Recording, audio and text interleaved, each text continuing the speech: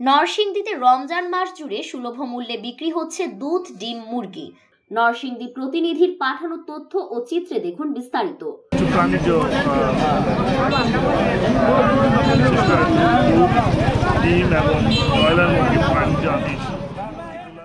নরসিংদীতে পবিত্র মাহে রমজান উপলক্ষে পুরো রমজান মাস জুড়ে সপ্তাহে দুদিন সুলভ মূল্যে দুধ, ডিম, মুরগি বিক্রি করা হচ্ছে।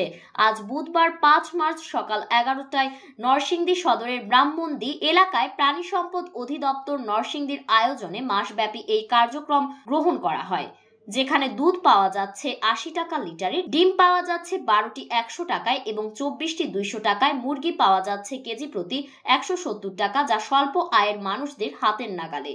অনুষ্ঠানে জেলা প্রাণী সম্পদ কর্মকর্তার সাইফুল ইসলাম সভাপতিত্ব, প্রধান অতিথি হিসেবে উপস্থিত ছিলেন নরসিংদী জেলা প্রশাসক ও বিজ্ঞ জেলা ম্যাজিস্ট্রেট মোহাম্মদ রাশেদ হোসেন চৌধুরী।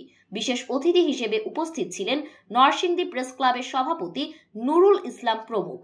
ফারিন রহমান প্রীতি, PVN টাইমস, নরসিংদী।